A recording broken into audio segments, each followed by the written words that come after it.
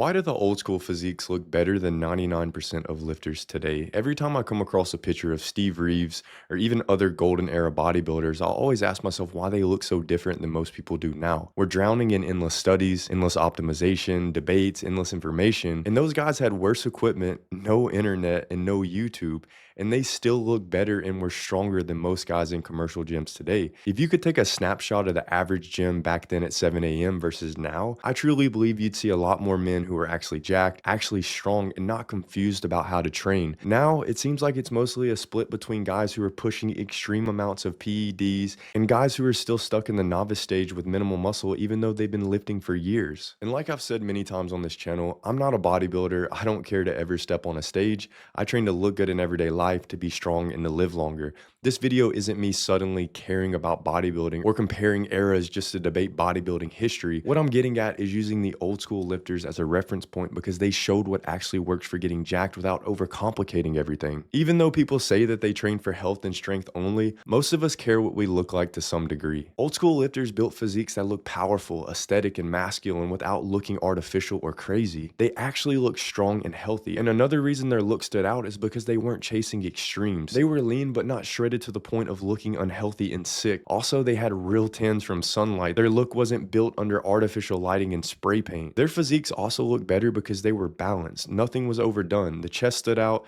the shoulders and back supported the upper body, their arms didn't overpower everything, and their legs were strong and athletic, not unrealistically huge. They weren't trying to max out random muscle groups just to be impressive on stage for a judge. And that's why I think those physiques still stand out decades later, because the principles behind them are realistic and something everyday lifters can actually follow. Today, we have the complete opposite problem. We have way too much information, too many voices telling you to do a different method, too many opinions, too many clickbait, you're missing this secret detail videos, and most people are more confused and look worse because the more information they consume, the less direction they actually have. Old school lifters didn't deal with that. Like I've already said, they had less information, less noise, and even less equipment, and that forced them to make training simple, repeatable, and brutally effective. Those guys picked a philosophy. They stuck with it long enough for it to actually work, they trained hard and they recovered, and then they became jacked. But it wasn't because they had more information, but because they had less. Personally, I hit my breaking point when I realized that after all the videos I had watched over the years,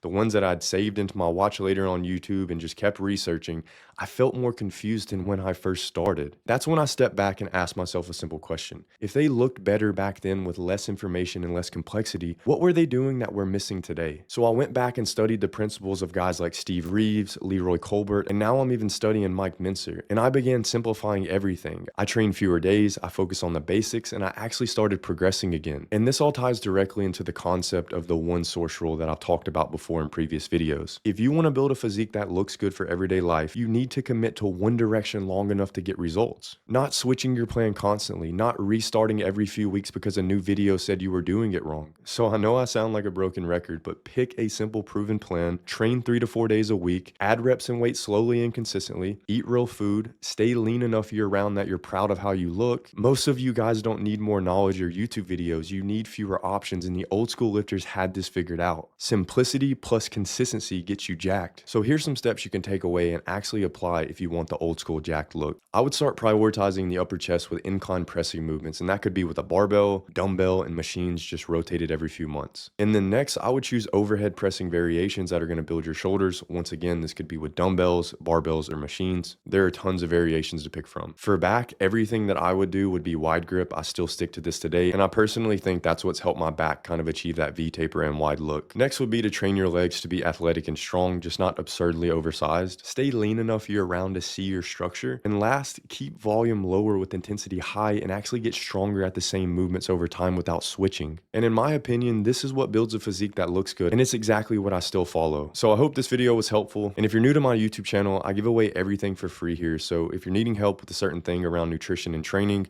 browse through my old videos and I probably have made content on it at some point. And if you want the quickest results, then check out my step-by-step workout program that's going to be linked below in the pinned comment, where you can actually get my direct help as well as access to my private community. I appreciate you guys watching. I'll talk to you all in the next one. Peace.